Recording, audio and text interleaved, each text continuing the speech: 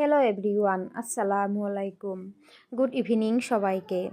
তো নতুন একটা ব্লগ ভিডিও থেকে প্রথমে তোমাকে সব বেড়ে স্বাগতম জানাইতেছি। এখন হইলো ভাটিবেলা 3টা বাজে। তো অল্প আগে আমার শাশুড়ি মায়ে আমারে ফোন করে কইলো যে আজকে তোমাগো বাসায় ইফতারি বানাইনের কোনো দরকার নাই, আমাগো বাসায় আইয়া ইফতারি বানাও। ওই জন্যে আমি আর আমার মেয়ে নাজিয়া ইসলাম দুইজনে অল্প সাজুগুজু কইরে তারপরে আমার শাশুড়ি মায়ের রুমে চলে আইলাম।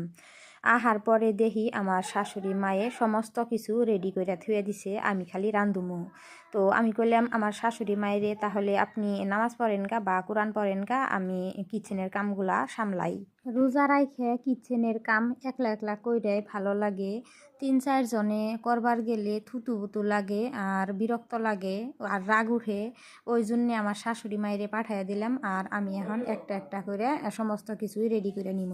আমি আমার শাশুড়ি মায়ের রুমে আহার পরে দেখি আমার শাশুড়ি মায়ে মাংস কষাইতেছে। তো আমার শাশুড়ি মায়ে কইলো যে মাংস কষাইয়া থুইলাম, ইফতারি আগে বানাইয়া নাও, তারপরে মাংস তরকারি ভালো করে বানাইও নি।